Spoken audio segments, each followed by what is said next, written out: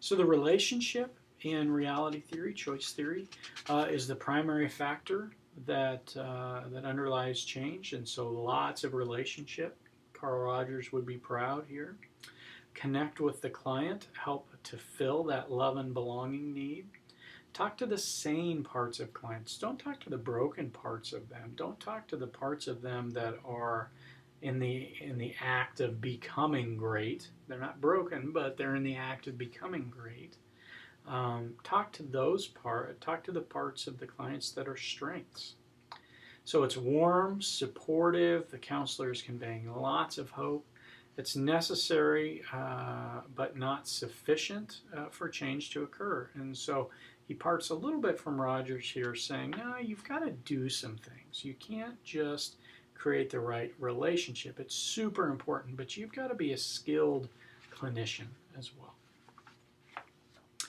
All right, WDEP. This is my hands down my favorite part of reality theory, and this comes to us from a gentleman by the name of Wobbleding. So you'll see the WDEP.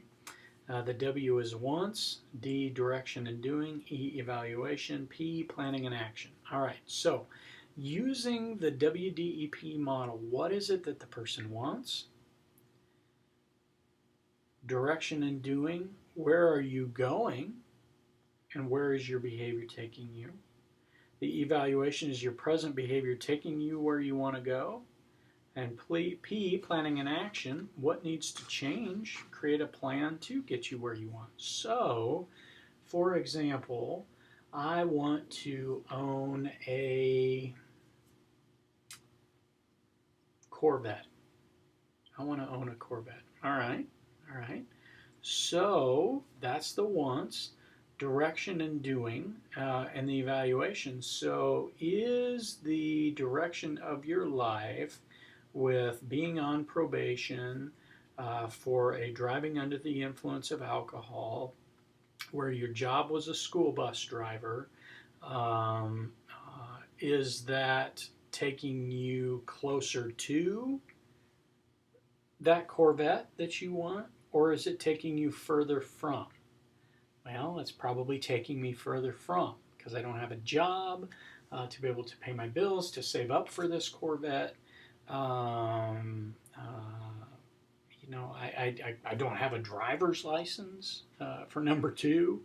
And so then using the WDEP model, it is, all right, what's the plan to get you, get your life back on a path, back in the direction of that Corvette? Well, I'm going to get off probation, number one. Number two, I am going to work on my alcoholism. Number three, I am going to start up a savings account again after my legal fees are paid for. And, maybe another step is I'm going to take on a part-time job so that I can recoup some of the savings I had to use for my legal fees. And, in 10 years, maybe I'll have that Corvette. So that's how kind of the WDEP, what is it you want?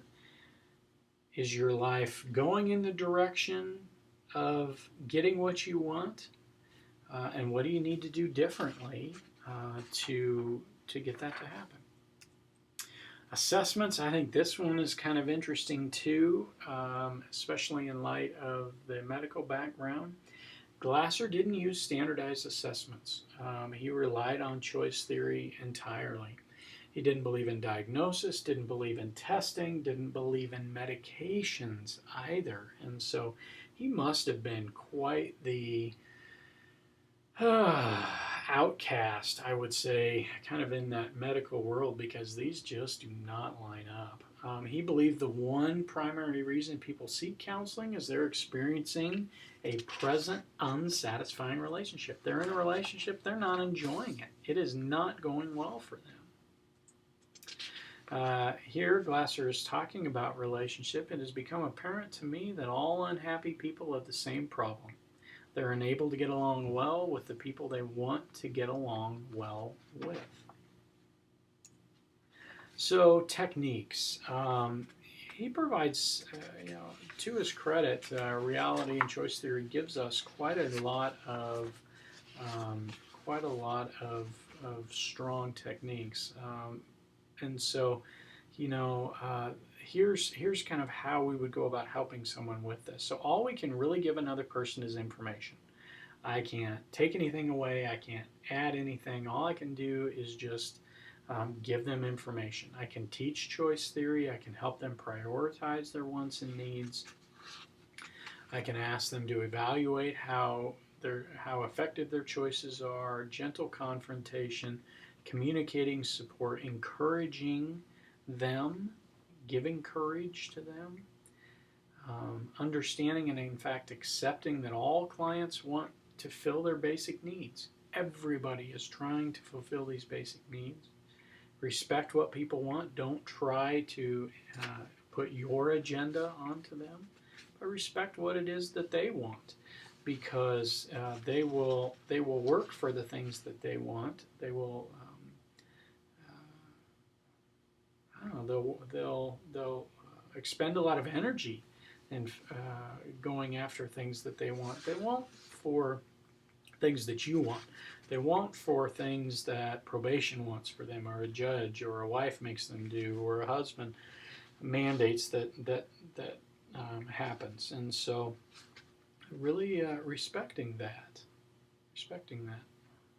Negotiate differences between what they want and what they're getting, and so help them to understand and see the differences, the incongruencies that are happening in their life.